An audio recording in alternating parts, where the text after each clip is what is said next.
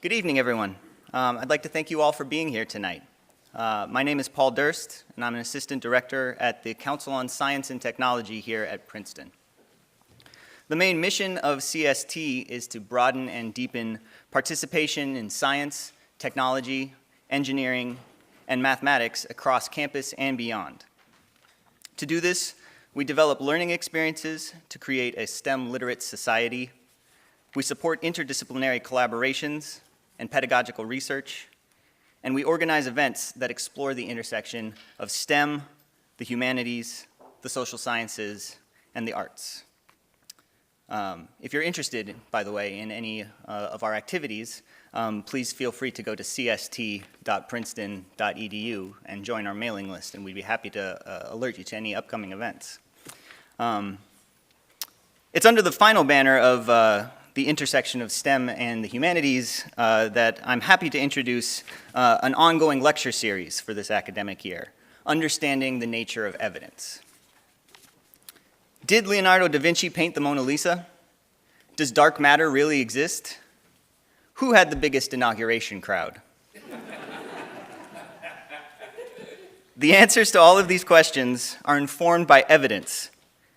Facts or information indicating whether a belief or proposition is true or valid. It is striking, even at a prestigious university like Princeton, how often we dispense with facts while omitting the processes by which this knowledge was acquired. Every field has their own standard by which they justify claims and assertions, but is some evidence better than others? For example, some disciplines create controlled laboratory experiments, while others rely on randomization studies or observational data to make their claims. How do communities relying on these disparate methods address controversies as they arise? And how do these fields converge upon a consensus? These questions are the inspiration for this series. In the era of fake news and false equivalency, an understanding and appreciation for the nature of evidence is a key attribute for any meaningful public discourse. This series brings together scholars from a variety of disciplines to explore how they collect and analyze evidence, how they use evidence to support or reject claims, and how those claims are then disseminated to the general public. CST, in collaboration with Princeton's Public Lectures Committee, is very excited to be hosting this lecture series, and I'd now like to introduce Dr. Matt Desmond, professor in the Department of Sociology, who will then introduce our first speaker, Brooke Gladstone.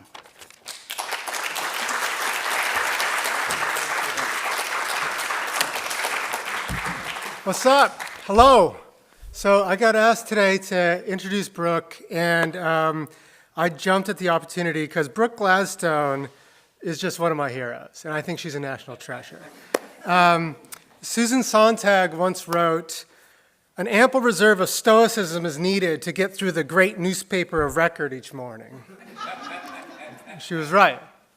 Things are so confusing these days, and they're moving so fast. And with such consequence, I have a hard time keeping up and separating the heart of the story from the noise. So thank God for Brooke Gladstone. Many of us know Brooke as the voice of wit and reason on the weekend through a popular show she hosts on WNYC called On the Media. Brooke accepts no easy answers, and she provides an enormous public service of critically reviewing politics and culture and the press. So week after week, we hear Brooke highlight the complex interplay between facts and our interpretation of those facts. I first met Brooke when she interviewed me. I had recently published a book called Evicted, which chronicles the human toll of the affordable housing crisis, and Brooke invited me onto the show to talk about that for a series she was working on. I, by that time, had done dozens and dozens of interviews on radio by that point, so I thought I had this in the bag. But none were as intimate and as unique as the conversation I had with Brooke. She drew me out in ways that no one else had. She got me talking off script, rendered me vulnerable. So effortlessly, I knew I was in the hands of a true master. That interview was part of a larger 5-part series on the media produced called Busted, America's Poverty Myths. And this series is, hands down, the best treatment of inequality and poverty in America that I've ever heard on the radio. It is searching, it's hungry for new truths, it's introspective and self-effacing, it sets ground-level reporting against a larger American story about poverty, and then it tells a story about that story. So please do yourself a solid and listen to it if you didn't catch it the first go. Brooke has had an incredibly impressive career in journalism. When she was only 32, she joined the National Public Radio, first as editor of Weekend Edition, and then as senior editor of All Things Considered. She has received many prestigious awards, including the Peabody and the John S. Knight Fellowship. In 2011, Brooke wrote The Influencing Machine, which is an entertaining and just wickedly smart nonfiction graphic novel depicting the complicated relationship between publics and the news media. And this year, Brooke published, or it was last year, I guess, Brooke published another book. This year, gosh, what the years are, it's December, that's right. That's right, yes. Brooke published another book, which is called The Trouble with Reality, a rumination on moral panic in our time, which is a welcome and clarifying take on the meaning of truth in today's political climate. I think there's going to be a time for Q&A at the end, so you get to ask the question asker some questions. So this is a rare and wonderful opportunity, but for now, friends, please welcome Brooke Gladstone.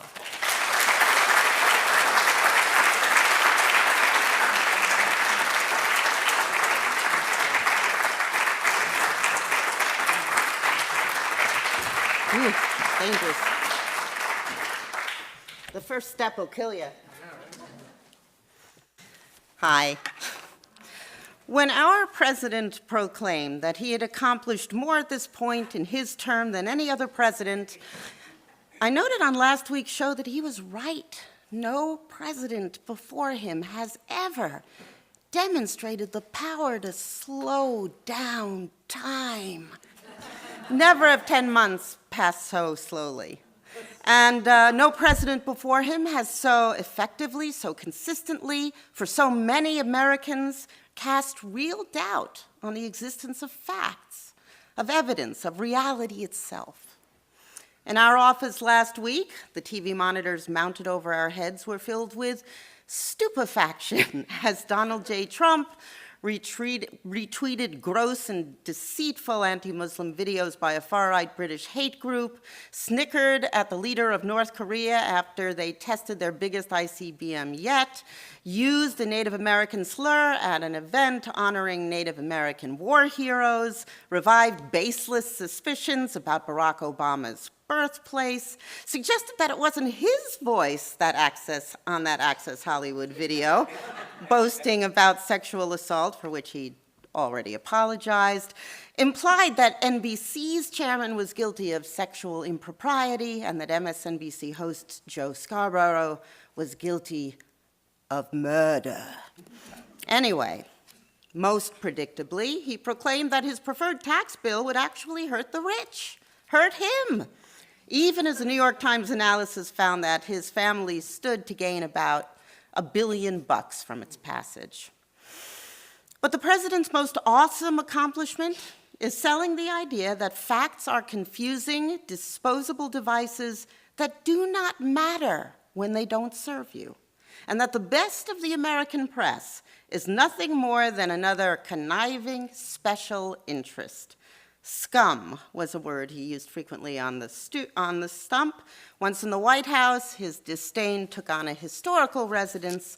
We were enemies of the people. Trump tweeted that CNN International was, quote, a major source of fake news and represented our nation to the world very poorly. This kind of thing has impact. Last month, when CNN reported on Libyan slave markets, a TV station there used Trump's claims about CNN to cast doubt on the story. And last week, the New York Times reported that an official in Myanmar said, there is no such thing as Rohingya. It is fake news. Apparently, hundreds of thousands of non-existent people have fled the country in the wake of what a top UN official has called ethnic cleansing. Denial is a poison, and as our president works tirelessly to sow distrust in our engines of accountability, our data collectors, our research institutions, our best media organizations, and emboldens others to do likewise, America is sick with it. Consider Senate candidate and accused predator of teenagers, Roy Moore of Alabama. The effort to discredit journalists reporting his story, especially to smear or sting the Washington Post, has been so crude, it seems even the liars don't care. Robocalls to people in Alabama by a fictional Post reporter portrayed as a Jew with a capital J. Hi, this is Bernie Bernstein. I'm a reporter for the Washington Post, calling to find out if there is any female at this address willing to make damaging remarks about Roy Moore for a reward of $7,000. I mean, in shredding reality, these actors are joined by the president's preferred media outlets, Fox News, Breitbart, InfoWars, and such popular fake news sites as Your Newswire, which has a verified page on Facebook, and according to European Union researchers, a likely Russia connection. In recent weeks, Your Newswire reported that actor Keanu Reeves said that Hollywood elites use the blood of babies to get high, that Jay-Z and Beyonce were shapeshifters, and that Denzel Washington slammed Obama for tearing the heart out of America, which a CNN analyst reposted. The site went viral a while back, you may remember, with that story about Democrats running a pedophile ring from the basement of a DC pizzeria. Why? Why has this become so easy? Because the digital media environment has amplified in unprecedented ways the vulnerabilities, the flaws, you might say, in our biological and our cognitive wiring. It has coalesced like-minded communities and housed them, us, if we choose, in sealed fortresses of filtered and distorted information. The goal in this kind of media consumption is validation, not evidence, not reality. Part of the problem stems from the fact that facts, even a lot of facts, do not constitute reality. Reality is what we form after we filter, arrange, and prioritize those facts and marinate them in our values and traditions. Reality is personal. We live, each of us, in our own bespoke universe of invented narratives, histories, and cause and effect, all of which are shortcuts that enable us to navigate a world we can never really understand. That is how we are wired. Once this wiring ensured our survival, suspenseful pause for no particular reason.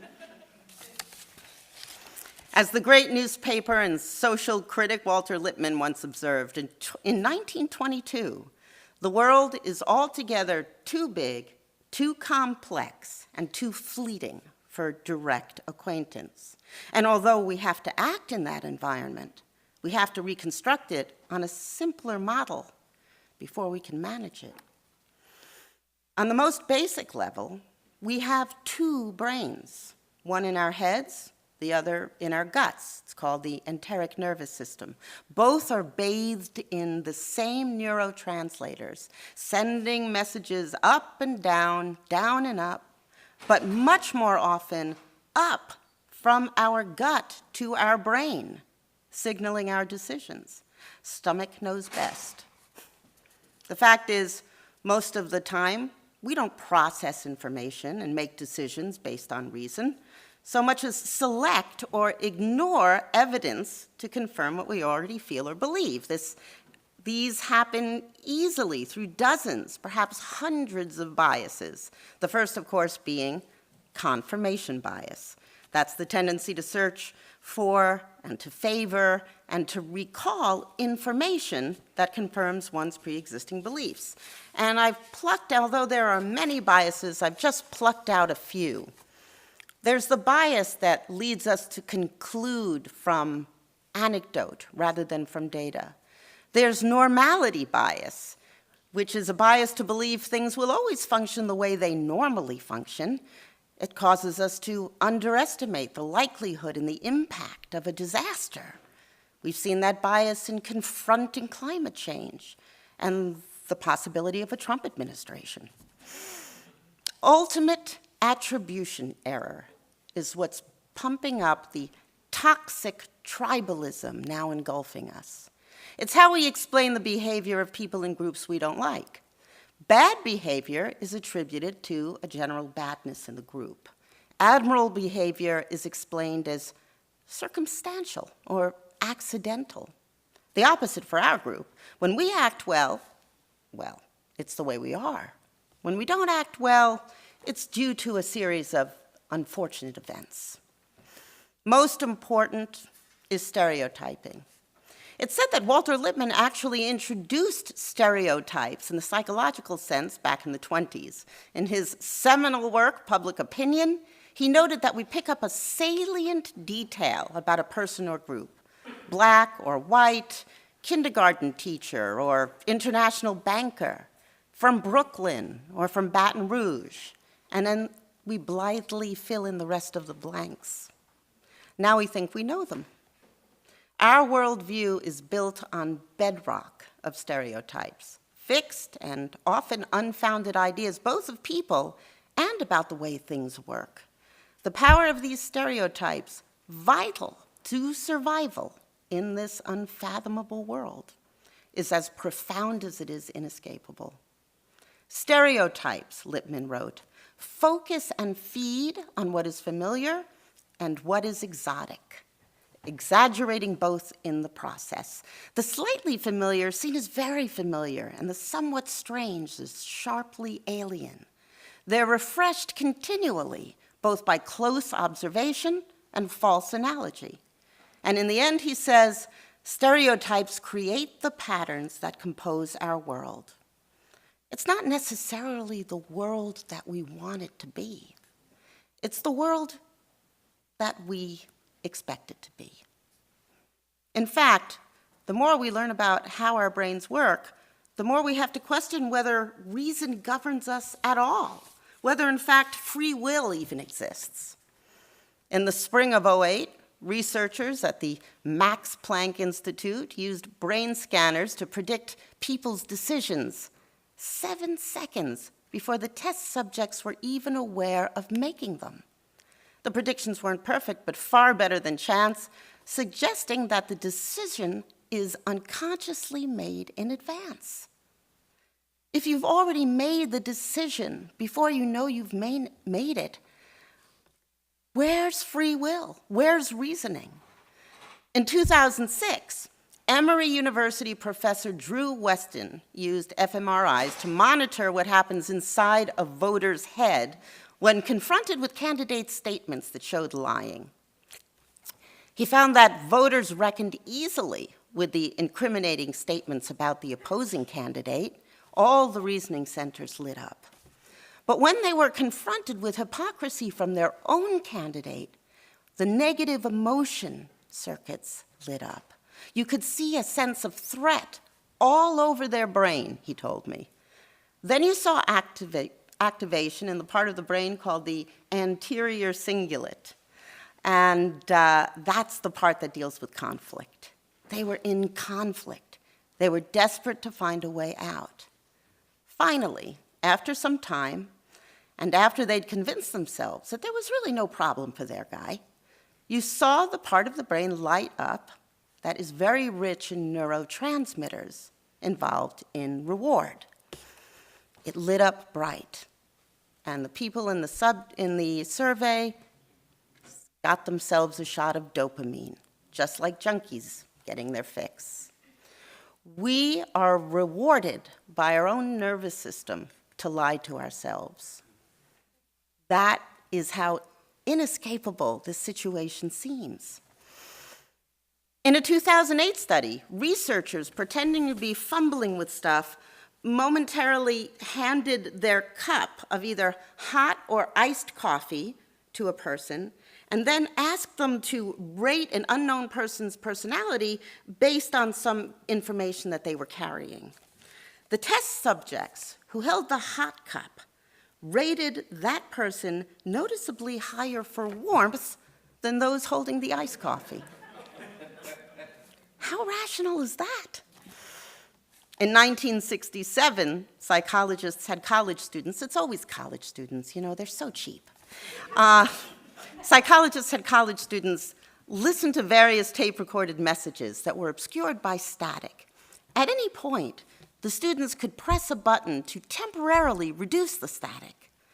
The smokers often pressed to remove static from the message, disputing the link between smoking and cancer, so they could hear it better. But were less likely than non-smokers to de-static the messages affirming the smoking cancer link.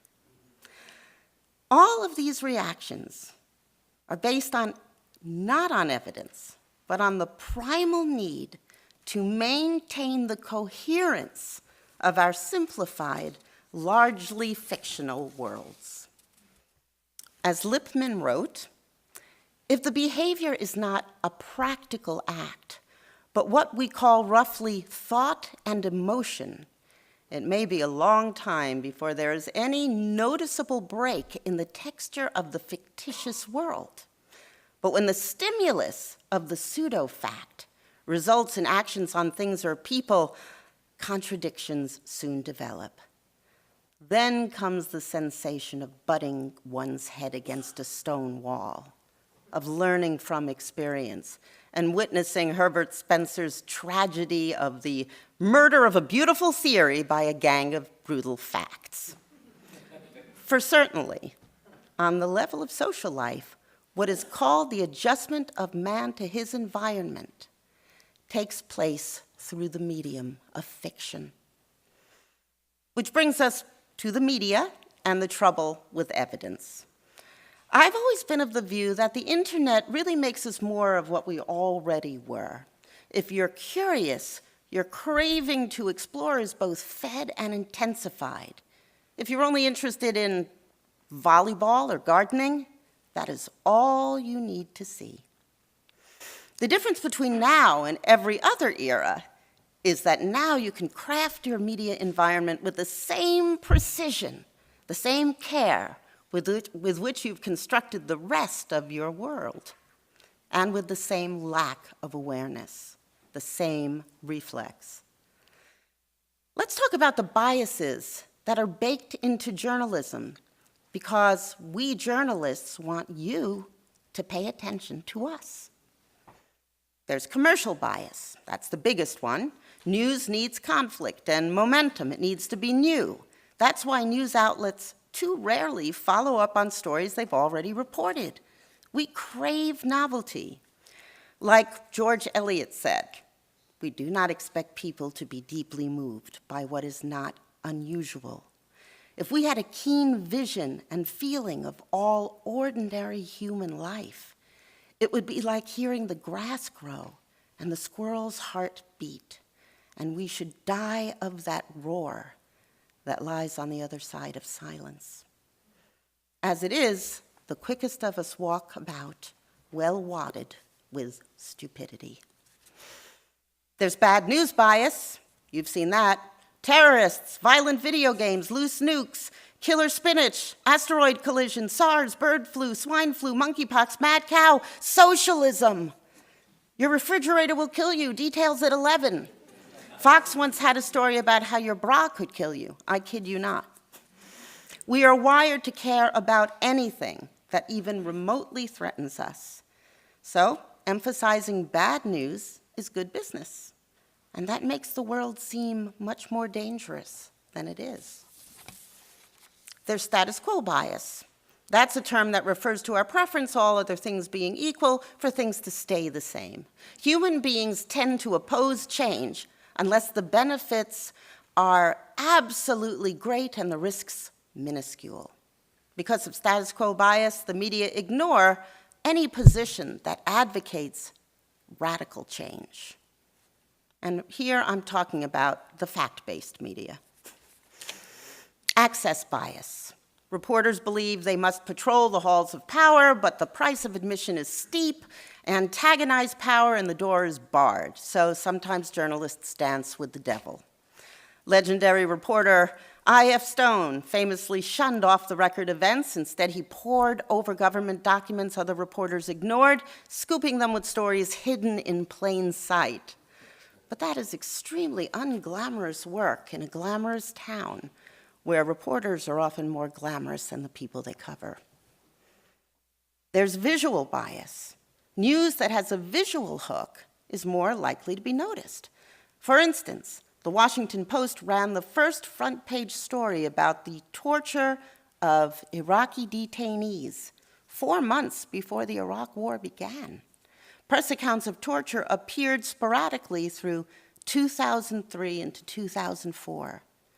But it wasn't until April 28th, 2004, with the pictures from Abu Ghraib, that anyone, even much of the media, noticed. There's narrative bias. This is my absolute favorite. Chocolate gives you acne. Chocolate won't give you acne. Chocolate helps your heart. Chocolate makes you fat. My mother, my sister, my mother, my sister. My favorite bias, because who doesn't love a good story? But stories have beginnings, middles, and ends. Some news stories, science stories for instance, never really end. They're all middle. It's a narrative nightmare. Trying to fix the problem by tacking on a provisional ending, and you've created another problem for yourself. The reports appear more conclusive than they really are, and that triggers cynicism and ultimately passivity in news consumers. So they fall back on their wiring. Cake is delicious. The cure: teach 3 things: bias literacy, process, and ethics. Here's what I mean by that. Bias literacy. Given that our unconscious biases and enteric nervous system, the gut brain, call the shots, and emotions that we may not even acknowledge short-circuit most of our efforts at rational consideration, we need to have a workaround.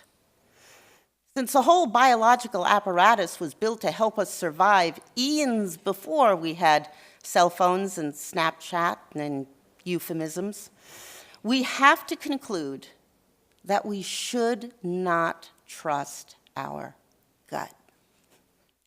Our gut is stupid. It's a fish out of the primordial slime of water. It's a fish. I'm going to say the sentence, goddammit. It took me a while to write it. It's a fish out of the primordial slime and now out of the water of the 3rd millennium. We have to figure out how to interrogate our gut before it makes our decisions for us. And here I have to give thanks to Robert Wright, who's now at Princeton, for his book, brace yourself in a STEM discussion, Why Buddhism Is True.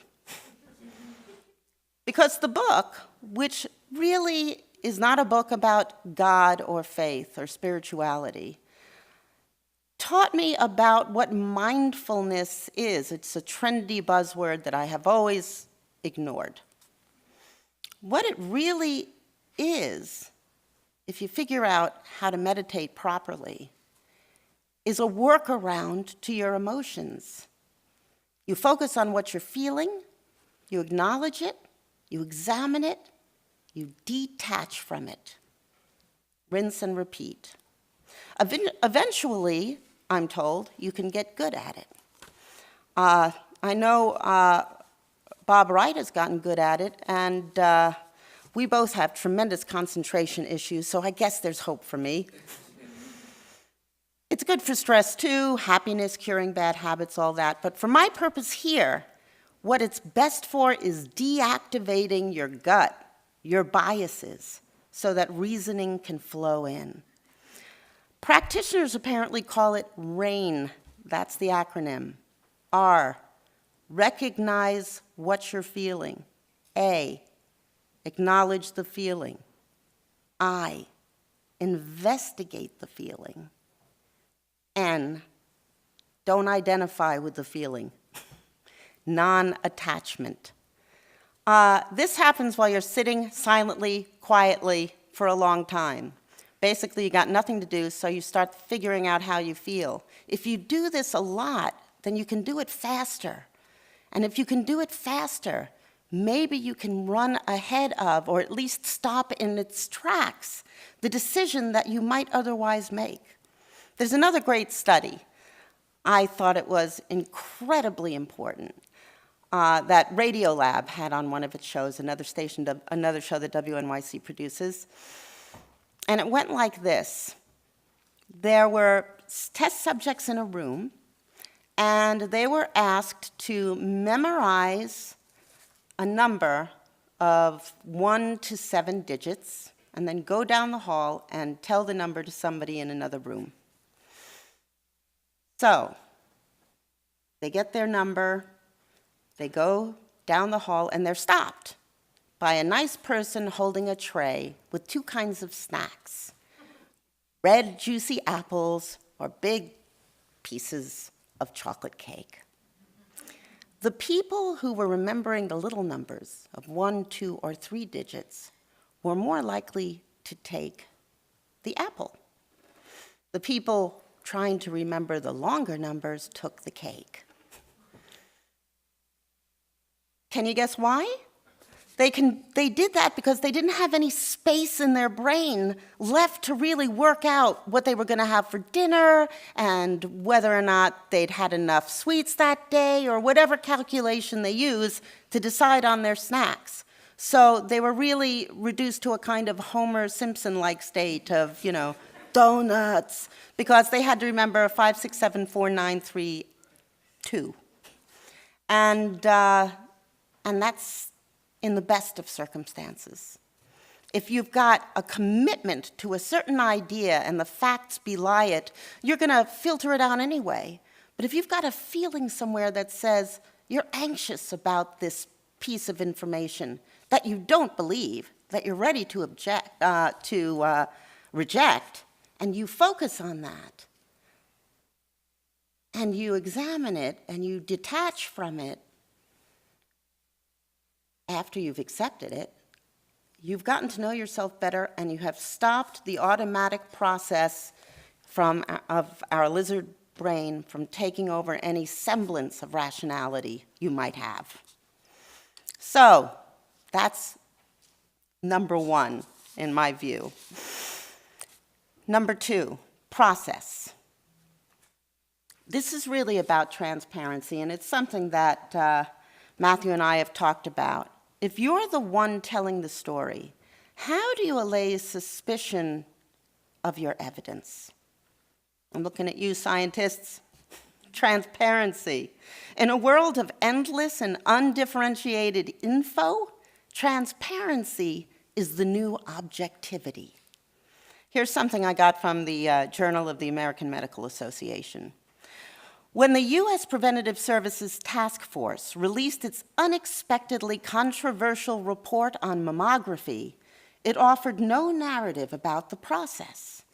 Only later was the story of the task force deliberations revealed. The narrative, with multiple characters operating within the context of historical precedents, timing mandates, and a messy political milieu, created a substantially more compelling perspective. But that account came too late to engage a confused and angry public. So, advises the journal, include in your reports the narrative of your internal workings. We started with what we knew. We looked at the evidence. We revisited our hypotheses. We argued about the findings. And ultimately, we acted here and now because it was prudent. But there are more data to come, and here's what we plan to do as we learn more. And then add some characters. This is something I learned from Matthew's book, Evicted. You have a difficult story to tell, a story that comes with a lot of data information. Let your characters live the data. I'm not saying argue from anecdote. I'm saying it's like a picture in a book with data. It's an illustration. It's not the whole story, but it makes the story live. Narratives have been shown to be the most helpful thing for boosting clarity and believability of a health message, if the recipients are made to identify with the characters from the story. And as we are all human beings, we have the capacity to identify if those portraits are painted thoroughly and completely. Therefore, says Jama, the stories of patients, physicians, and scientists should be shared, especially when the experts anticipate confusion or negative reactions to their evidence-based conclusions. Stories help the public make sense of population-based evidence. Ethics, that's my last one. Since there is an infinite number of information universes out there for us to sample and consume, we have to approach the task responsibly, because if you do it thoughtlessly, it hurts you as an individual, and ultimately, it hurts the country and the world. This is now a time when our responsibility to our fellow citizens is not to be stupid and not to take the easy route when consuming information, because you can find anything you want out there. There's horrible media, there's sublime media, there's excellent information, and there are reports that Beyonce and Jay-Z are shapeshifters. You make the choice. There are these things I learned, which you guys probably already know when I was putting this together. They're called Epistemic Norms. These are rules or standards that properly govern responsible belief formation and the pursuit of intellectual excellence. And here are some of the rules. Don't believe on insufficient evidence. That seems obvious, but boy, is it not. I mean, I'm a good liberal, and there are many things that I believe that I really don't know very much about. But I know some people that I think are smart do, and obviously we can't be experts on everything. But we have to try. I mean, I don't know that I've ever had to read an article about how global warming actually is working. But I know that global warming exists. Maybe I can do better. Proportion your beliefs to the strength of the evidence. Don't ignore or dismiss relevant evidence. Be willing to revise your beliefs in the light of new evidence. This is one of the hardest ones.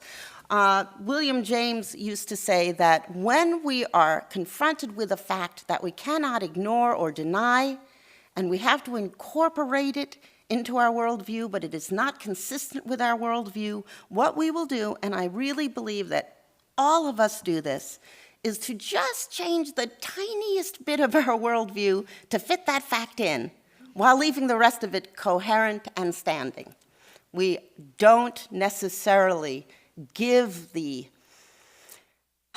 new evidence the kind of role it would need to change our worldview, because messing with your universe is nauseating. It really is. It makes you feel sick inside.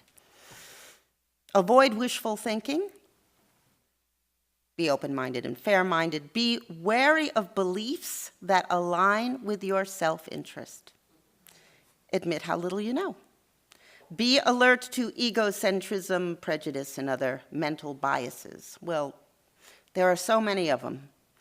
I could have listed way more than I did. Be careful to draw logical conclusions.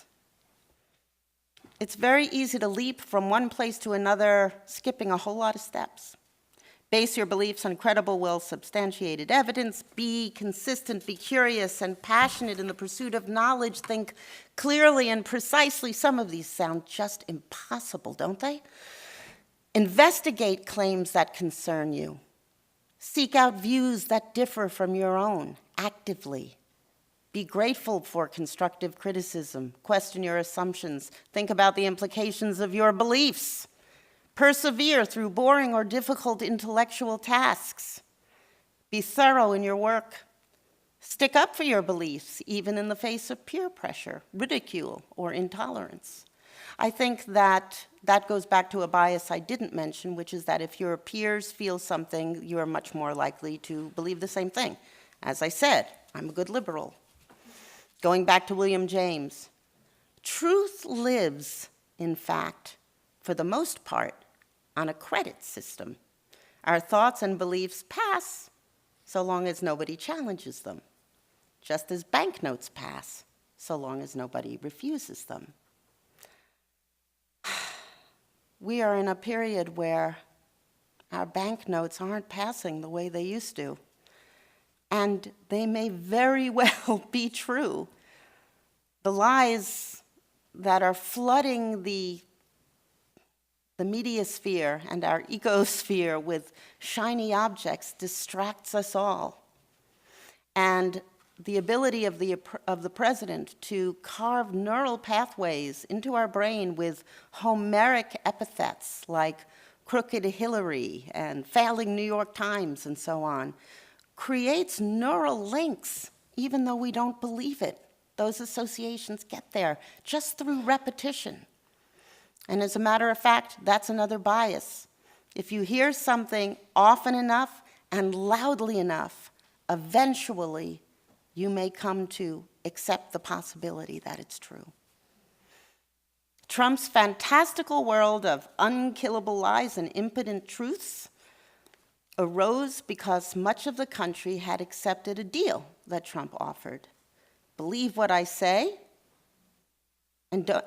or else don't, and assume with a wink and a nod that you're in on the joke, because I'm on your side. It was a deadly serious joke, though, because in spurning the facts that further understanding, Trump was not merely pitching his presidency to alienated voters, he was striking at the heart of democracy itself. In Think Progress, Ned Resnikoff explained how. He wrote, "Consensus is the bedrock of democracy. For differences to get resolved in a properly democratic fashion, there needs to be agreement over the terms of the debate. Interlocutors must be aware of their shared rights and responsibilities, and they need to be capable of proceeding from a common set of facts and premises. When political actors can't agree on basic facts and procedures, compromise and rule-bound argumentation are basically impossible. Politics reverts back to its natural state as a raw power struggle in which the weak are dominated by the strong. By degrading the very notion of a shared reality, Trump has disabled the engine of democracy. As Resnikoff wrote, when the truth is little more than an arbitrary personal decision, there is no common ground to be reached and no incentive to look for it. Even if each of our realities is unique, our common culture and environment ensure that we share many of our fundamental principles. That is what enables consensus, and that is what is under attack. And on that cheerful note, I'll stop. Thank you.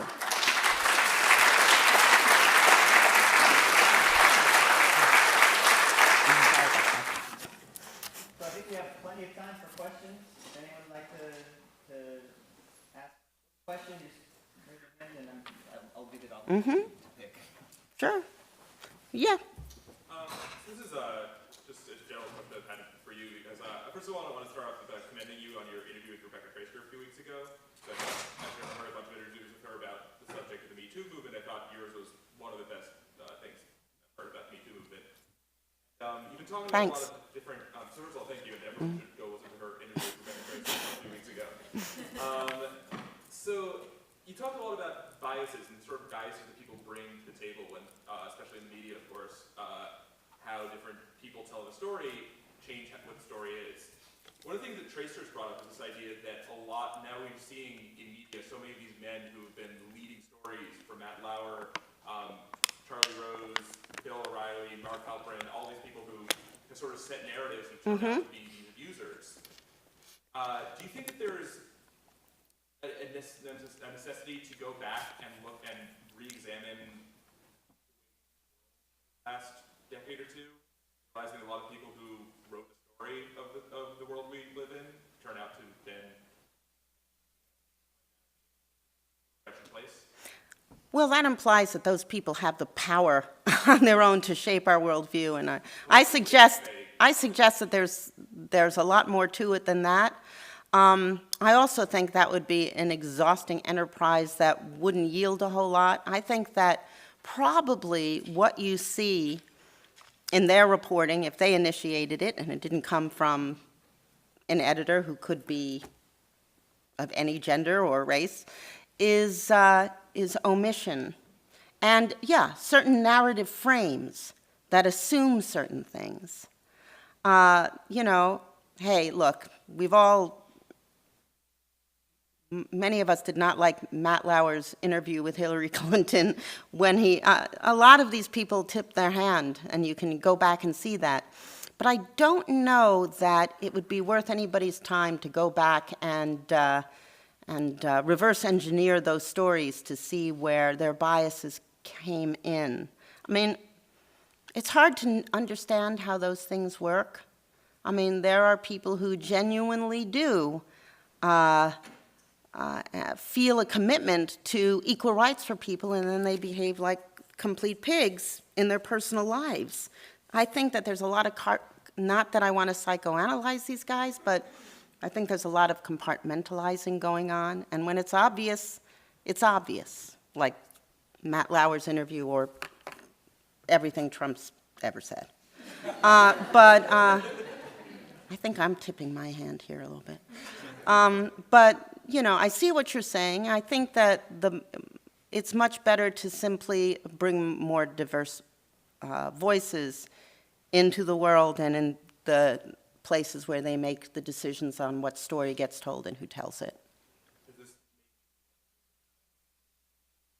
world realizing that so many of these, right, that you focus on media has changed how you view in general, changed the way you view reporting? I'll tell you, from my perspective, there is no subject the media want to cover or more eager to cover, are desperate to cover, than people in the media. Also, they tend to be liberal. And despite what Sean Hannity may say, most of the hazarai over all of this, the rage, is coming from the left, towards people on the left. As one woman brilliantly observed to me, Lily Loughborough, it's almost a reverse popularity contest. The more you love them to begin with, the more betrayed you feel. She is the example of Louis C.K., who did something gross and may have derailed those women's careers. I am not undermining it, but as opposed to Danny Masterson, who played a character on that 70s show, who is accused of raping 3 women and hasn't lost his Netflix deal because nobody gives a damn about him. So there. Oh, he did today? Oh, okay. Thank you. But okay, so the thing is that right now there is a tidal wave of long pent-up rage. This is why the word reckoning keeps being used. And there may be, and punishments may not be perfectly calibrated, but when it comes to the media, they just like to unmask themselves, just like the left likes to eat its own, rather than, much more so than the right do. And it's, same thing with Hollywood. I don't think that Hollywood is more riddled with this, or the media, than politics or the fast food industry. I just think there are more stories about it because people are willing to go out there in those industries and expose themselves. Did you? Sure. Mm-hmm. Go ahead. Yeah, so, the whole issue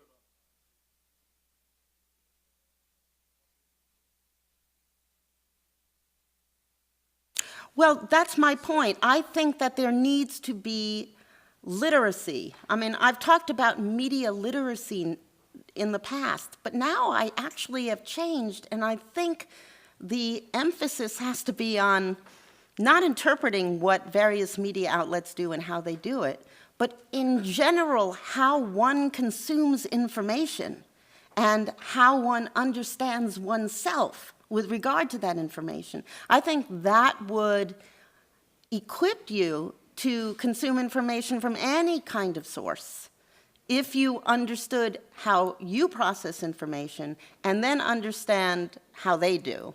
But I think biases is a place you can begin in elementary school. I think there are endless numbers of little exercises you could do with kids to have them be self-aware. That has never been tried before. But I think that is the kind of literacy we need for this age. And I think it starts early, not in college, not in adult education classes, but really early. That's what I would do if I ruled the world. Mm-hmm. Go ahead. Yeah. So you mentioned mindfulness, but in the end,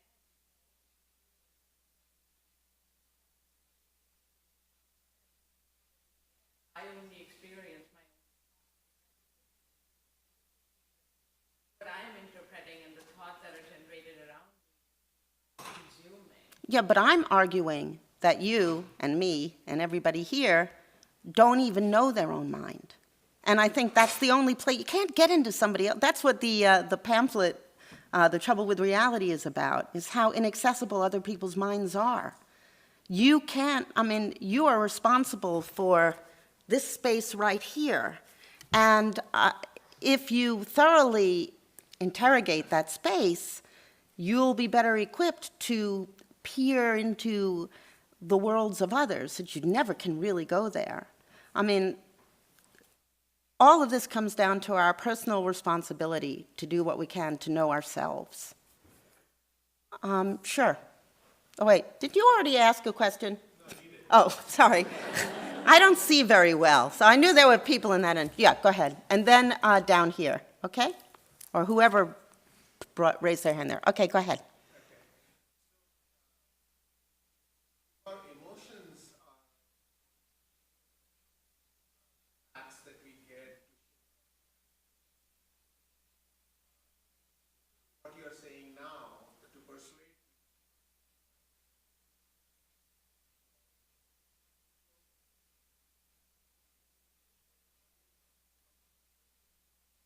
I would have left out some of my remarks. Yeah, no, I mean, I may be misjudging the audience, in which case I'm sorry if I offended somebody. I really am. I mean, because the point isn't to have people turn me off, because the point I'm making is supposed to work for anybody, no matter what they believe. I just feel that the situation is more urgent now because of the tactics that were used in the past campaign, and really before that as well, but increasingly. But I'm sorry, I think I cut off your question. Well, yeah, that was my question. That, do you think?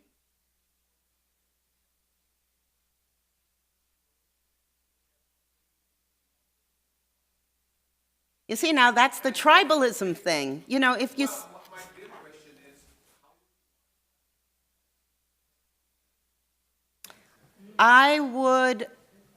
I think that that's an excellent question. I couldn't remove the parts about what I felt the campaign did, but I would be less snarky, and I would support them with more evidence, and I would focus more on the kinds of processes that we as individuals engage in without knowing.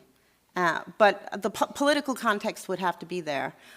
Did someone have a question? Yeah, go ahead, and then you after that. Okay, go ahead. So you had mentioned something natural science.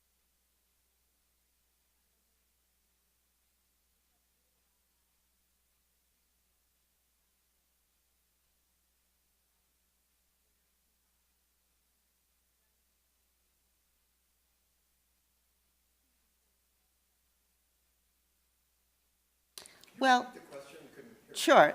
She was saying that science stories, especially in the natural sciences, they're hard to convey with stories, and partly because climate change is such a slow process, and it's hard to necessarily pin any particular event on climate change. And just generally, Catherine was saying that climate scientists are generally not very good storytellers. So, and then she asked when I've encountered really great stories. I have found that, my program is a kind of strange program because it's not so much about, everything goes through what I call the on the media Play-Doh extruder, where things come out kind of media shaped, but they're really, they're ways of talking about how the story is told. And along the way, we talk about what's real and what isn't real, what are the narrative frames from different sides, how are they formed. When we talk to climate scientists, we talk about their challenges. And usually it has to do with being passionate. And I'll often ask them, how'd you get into this line of work?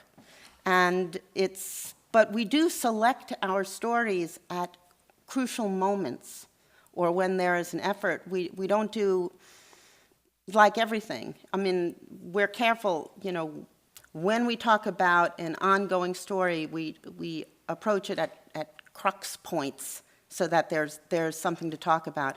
It's a big challenge, and I tried to address it with the thing about process and transparency. There are some fascinating problems that have cropped up in recent years in climate science because of emails being released and misinterpreted and all of that. And I tend to believe that transparency is always the most honest thing. I mean, the most successful recovery from a bad product, it was the famous tainted Tylenol story from decades ago. They just came out there ahead of everybody and just, they ended up with a much higher, the public ranked the company higher after that recall than they had before. So I really do believe in transparency, so people trust it. Yes? I just wanted to speak about a narrative that I listen to NPR almost all day long.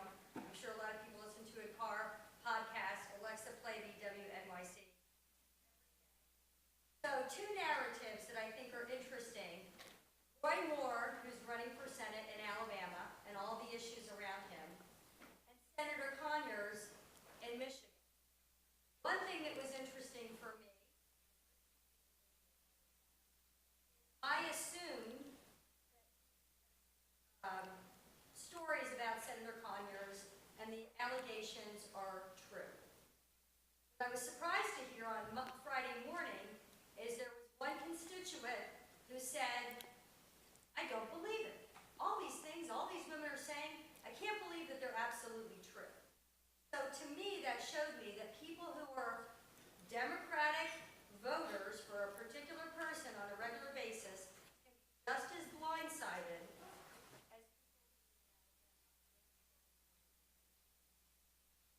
Yeah. Yeah, no, I second that. That's my point. What I'm talking about isn't just about other people. It's about all of us. Any other questions? Sure.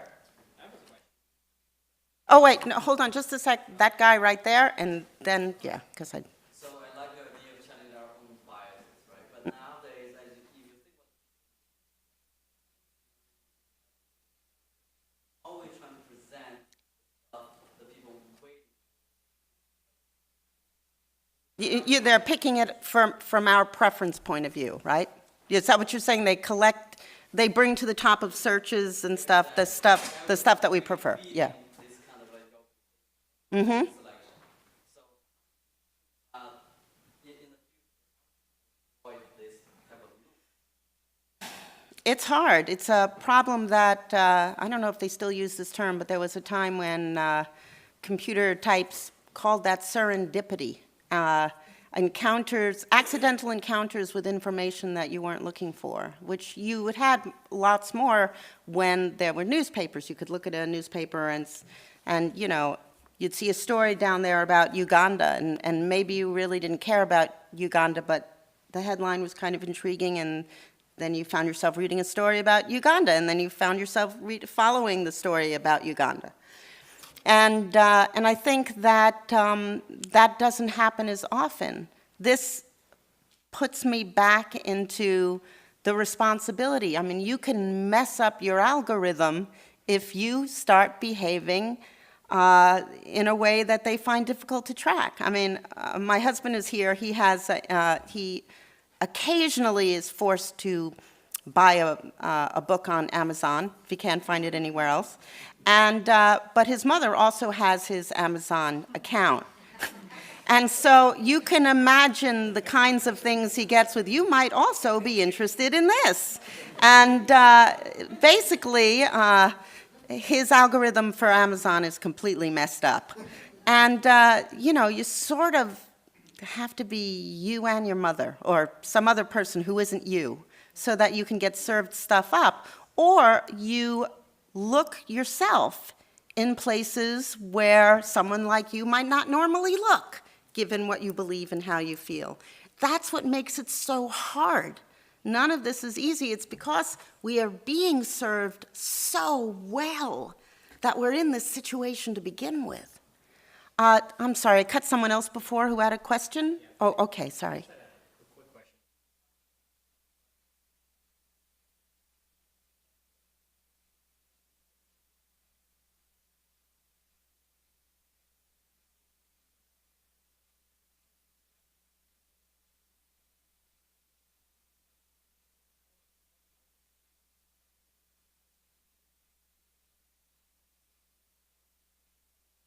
Well, you know, the media have always made mistakes.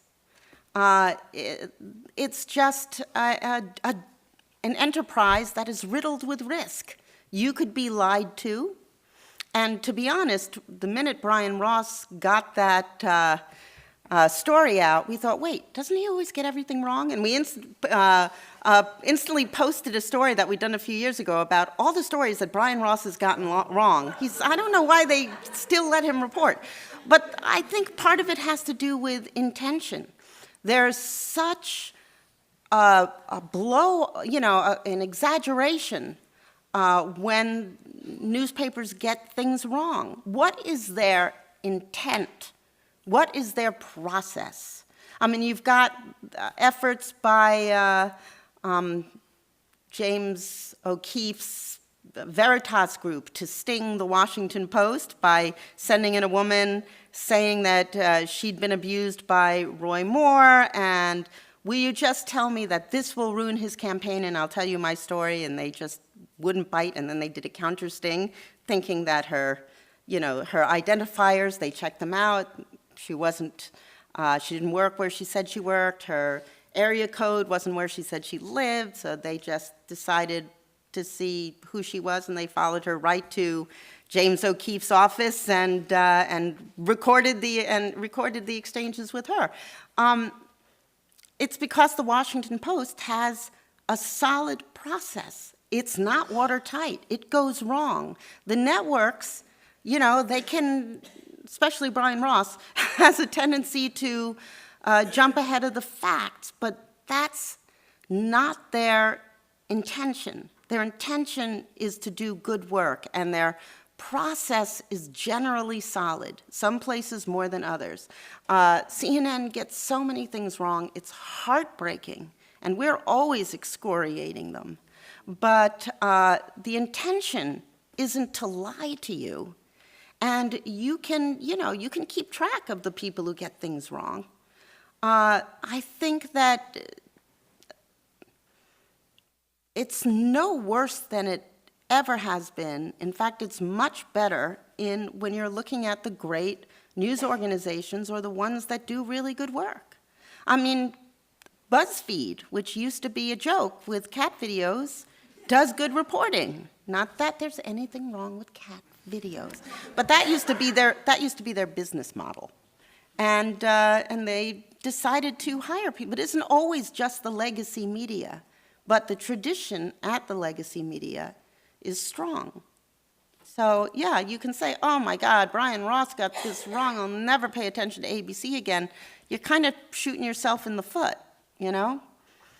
Although I actually don't, hardly ever do I watch television news, but at least the networks have a process and they have fact checkers. And it isn't simply about trying to influence you. It is about trying to inform you. I believe that from where I stand, and I've talked to a lot of reporters, and I have no reason to doubt that that is true.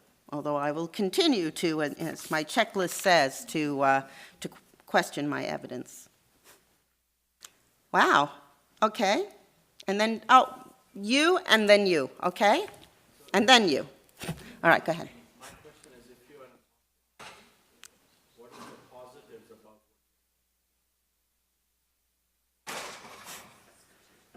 I think that may be the hardest question I've ever been asked. Did everybody hear that? No. If you are an optimist, what is the positive take you can get from what we're going through now? Anybody got any? Go ahead.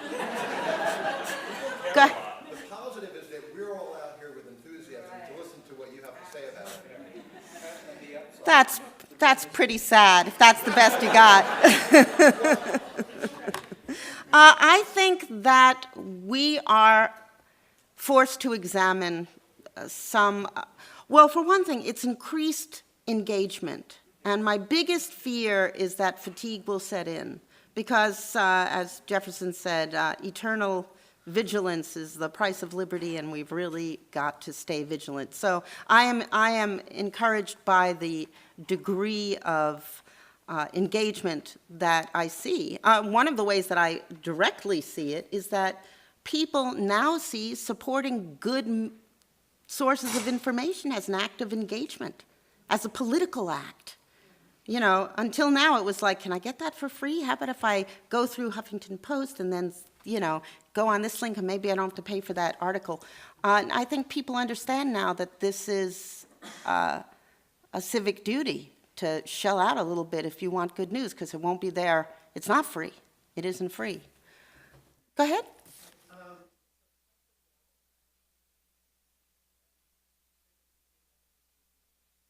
Thank you. and we don't want RBG to go anywhere. We want your show to go anywhere. RBG, that is so funny because once after the election, somebody tweeted, oh, Brooke and Bob, my co-host, please don't die, we need you or something. And Bob tweeted back, wrong addressee, please redirect to Ruth Bader Ginsburg. So you actually just mentioned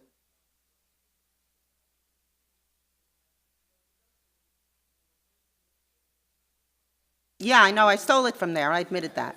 I had that question then, and so it's amazing that you're here now, so you can answer my question, which is about fatigue, which is what you said. And a good example of that is looking at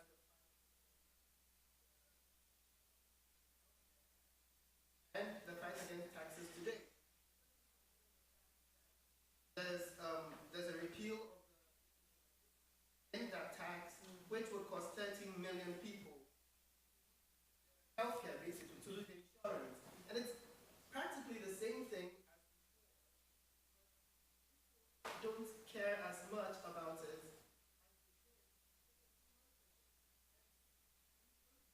Presidency for 10 months. If we can keep it up for 10 months, we're looking to just 2018. And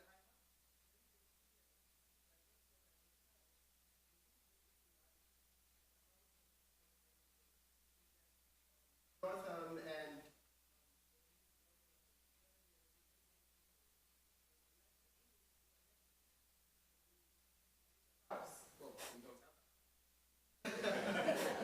we will not get a house, we will not get a Senate, we will be a while. So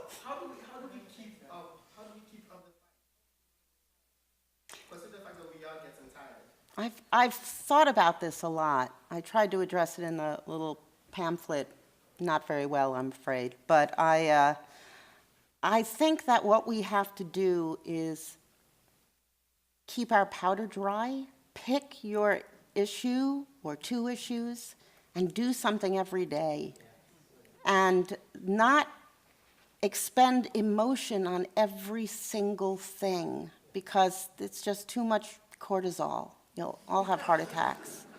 I think that we have to figure out, I'm a single person, I can't stop this avalanche, but I will call my congressman, or if I don't live in a good district or a relevant district, I will tell my friend who does to call their congressman or to write their congressman and support campaigns, especially on the local level, where a dollar matters so much more. I mean, the Koch brothers are able to pack the courts with judgeships in those campaigns because it takes 50 cents to get someone elected. It's so cheap. And we can have an impact on the local level. So, you know, on the national level, pick an issue or two. And on the local level, who's running, what's the issue, where your impact can really matter, because ultimately that is where a lot of this stuff is going to affect people's lives soonest. That's all I can say. I mean, I share your anxiety, but that is the best advice that I have. Are taxes salvageable? Well, you know, I suppose there's a possibility that it could go back to the House and, I mean, go back to the Senate if they change the bill. And then if they don't change the bill, it could go straight to the President. But if the House does, then it'll go back to the Senate, and then maybe John McCain and Susan Collins will, I don't know. Next. Yes, this will be the last one, I think. Thanks. I have a diagnosis? Oh, that's true. You're right.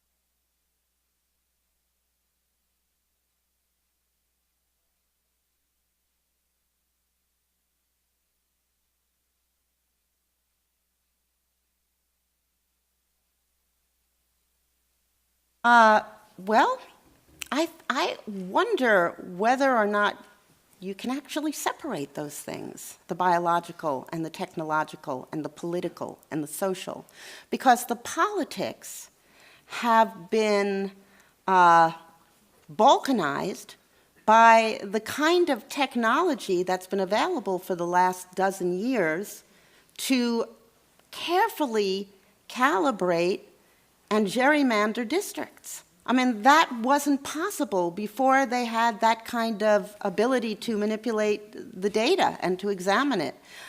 There's also the ability to retreat into the echo chambers that I referred to, technological, also social, also political. So basically all, as I said before, the ways that we are served so that we get what we want and only what we want has wrapped us up, swaddled us like little babies, so that we don't see beyond the top of our echo chambers and the reverberations of what I think is largely, and I've actually never said this before, I don't know that I even thought it in quite this way, maybe this is just the commercial impulse reaching its apogee here, in the fact that media, something that Lippmann complained about, is supposed to be a social institution, a political institution, a public institution, but it is funded as a commercial institution. And that disconnect has led to a lot of issues. I mean, the BBC has made a lot of mistakes, but it is, you know, it's a driving and important news institution. Our public media makes lots of mistakes, but it's a public institution, and the New York Times is not, but it's a family-owned institution, and so they can ride bottom-line fluctuations. It's a struggle. It's hard. And the fact that you don't have to go to these news organizations at all. You can go to a half a dozen websites that are purely political and that sort of mix some information, carefully curated into the mix, and believe yourself to be informed or to be satisfied with the information that you have. That's back on us again. So it's, you know, I'm asking basically the impossible. You stand up to a culture that is determined to give you precisely what you want. Anyway, thanks so much for coming out.